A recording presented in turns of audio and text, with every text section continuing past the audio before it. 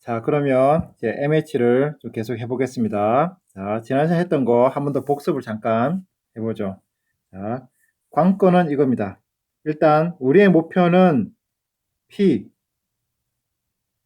of theta. P of theta는 그거였죠. 그냥 우리 표현하기를 그냥 likelihood, 그죠? likelihood 곱하기 prior를 그냥 우리는 P of theta라고 했습니다. 자, 우리는 이제 이거 커넬인 거죠. 커넬. 이 커넬로부터 세타를 샘플링 하는 게 우리의 목적이에요. 그죠? 그리고 이 MH에서는 어떻게 했습니까? MH에서는 첫 번째 스텝은 뭡니까? 첫 번째 스텝은 세타 스타를 우리가 프로포즈를 하는 거죠. 그래서 세타 스타를 프로포즈를 하는데 어떤 이제 프로포절 디스트리뷰션이 있어요. 그냥 그걸 Q라 그러겠습니다. 물론 얘는 Q는 이제 덴시티이기도 하죠. 그래서 두 번째는 알파를 계산하는 거죠. 알파를 계산하고 알파를 계산할 때 요 분자에다가는 이제 세타 스타 기분 y 들어가고 분모에는 기존값이 들어가고 기존값을 그냥 j-1라 그러지 말고 그냥 세타 제로라 그러겠습니다. 기존값이 들어가고 그리고 또 분자 분모 곱해주는데 이게 반대로 곱해져요.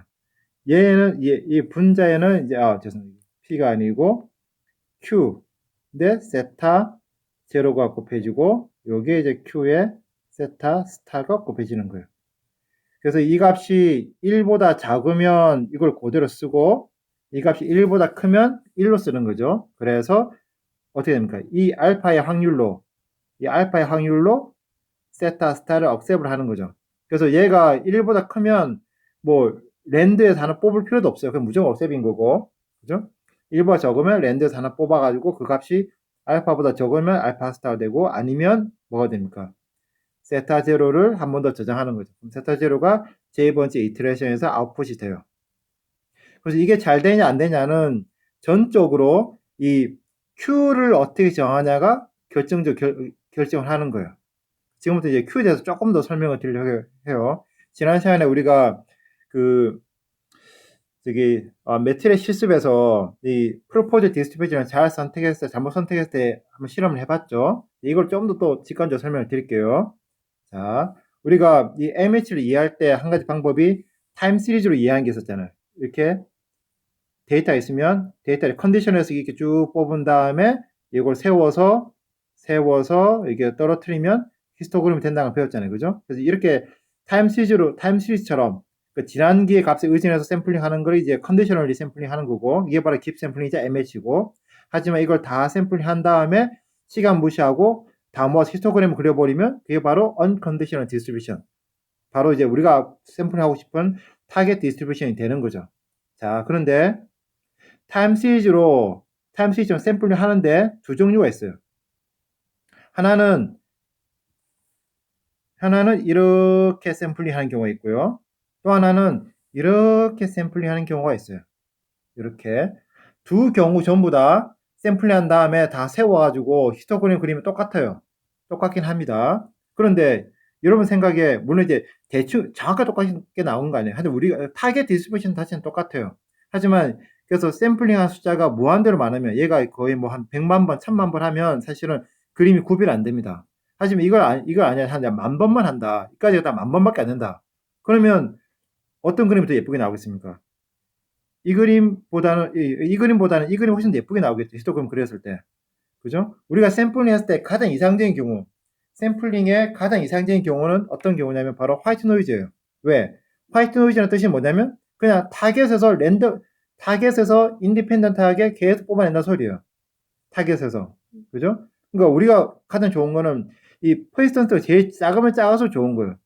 퍼시스턴스가 작게 만들려면 가장 좋은 방법은 이 프로포저를 최대한 얘랑 비슷하게 잡아주는 게 중요하단 말이죠. 그러니까 극단적인 경우에 어떻게 됩니까? 극단적인 경우에 Q가 뭐랑 같을 때 P랑 같을 때는 항상 1이 되어버리면 항상 억셉이 되고 그런 경우에는 이게 마치 IRD처럼 나와버린다면 그러면 이때는 샘플링을 한 10,000번에 5,000번만 해도 평균 분산이 정확하게 추정이 돼요. 하지만 그게 아니라 이 Q를 얘랑 굉장히 동떨어져 잡아버리면 이놈이 얘를 다 설명하기 위해서는 왔다리 갔다리 많이 해줘야 돼요. 예를 들어서 이것이 이게 우리가 타겟 디스트리뷰션인데 Q라는 놈이 폭이 되게 좁아요. 움직일 수 있는 폭이 되게 좁아요. 그러면 계속 왔다 갔다 해줘야 말이에요.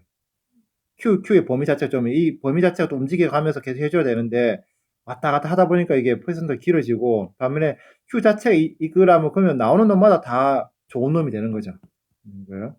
자, 그래서 이제 여러 가지 Q에 대해서 설명드릴게요. 지금부터는 여러 가지 Q에 대해서. 그러니까 지금 교과서나 논문에서 굉장히 파퓰러하게 사용되고 있는 Q.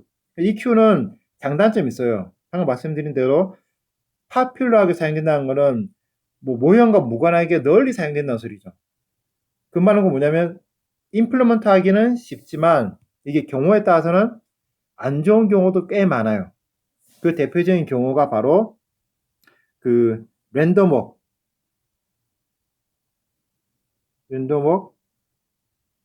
MH입니다. 랜덤워크 MH. 이게 뭔지 이제 기계적으로 설명드릴게요. 기계적으로. 그리고 왜 이렇게 하는지는 나중에 설명드리겠습니다. 기계적으로.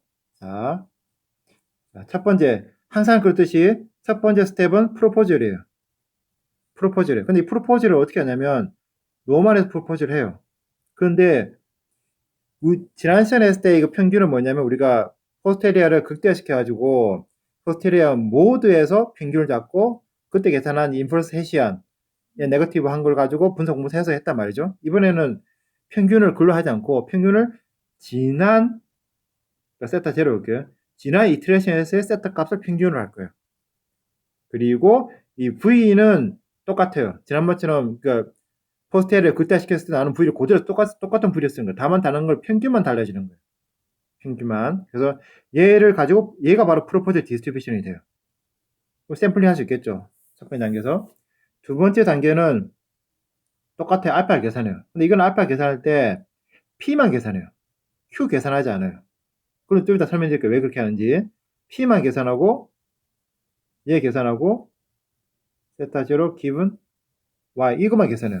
그래서 얘가 1보다 적으면 얘의 확률로 세타 스타를 우리가 억셉하는 거고 그리고 이제 만약에 얘가 1보다 크면 무조건 이제 스타를 억셉하는 거고요. 이게 끝입니다. 이게 랜덤워크 MH예요. 정말 쉽죠? 그죠? 왜 이렇게 하는지 모르겠지만 정말 쉬워요. 그죠? 자, 그럼 일단은 첫 번째는 왜 여기다 Q를 안 하는지 설명드려야 돼요. 이걸 좀 이해하실 필요가 있어요. 자, 왜 그러냐면, 자, Q라는 거는, 프로포즈 디스트리뷰션 하는 거는 우리가 기본적으로 세타 스타, 기본 세타 제로, 그 다음에 Y, 에서 나오는 거예요. 자, 우리가 세타 스타, 이게 프로포즈 디스트리뷰션 잡을 때는, 다시 말해, 세타 제로를 사용해도 되고, Y 데이터를 사용해도 된다는 소리예요. 자, 지난 시간에 했던 거 우리 했죠. 이게 노멀에 아니면 T 분포에 하긴 했는데 세타 헤드, 포스테리아 모드에 이거 했잖아요. 이거 할 때는 세타 제로를 사용했습니까? 했습니까? 이거 우리 쓸 때는 프로포즈 디스트리뷰션을 이걸로 사용할 때는 세타 제로라는 거를 이 프로포즈 디스트리뷰션에 사용했나요? 했나요? 그때는 사용 안 했어요. 그때는 뭐만 사용했냐면 Y만 사용한 거예요. 왜? 얘는 어디서 나온 거니까? 얘로 세타 헤시라는 V를 어디서 나온 거니까? P of theta given Y 이게 포스테리아 극대화시키는 그죠? Y가 주어졌을 때 얘 Y의 실현 가능성을 극대화시킬 수 있는 세타를 찾은 거잖아요. Y만 쓰는 거예요. 그러니까 우리 프로포즈 할 때는 세타 제로를 써도 되고 얘를 써도 되고 둘 다 써도 되는 거예요. 그래서 이 랜덤워크 같은 경우에는 둘 다 쓴 거죠. 왜? 얘는 이제 전기를 쓴 거고 동시에 V를 계산할 때는 Y를 쓴 거란 말이에요. 그죠? 그리고 이 V를 계산하는 방법도 이거는 두 가지가 있는데 처음에 우리 세타 헤드 계산할 때 얘를 극대화시켰을 때 이 V를 써도 되고 또는 이 V를 계산할 때는 이 세타 헤드 계산 안 하고 얘를 계산 안 하고 V를 바로 계산할 수 있는 방법이 있어요? 그렇게는 안 돼요. 우리가 이거 두 번 미분하는 거잖아요.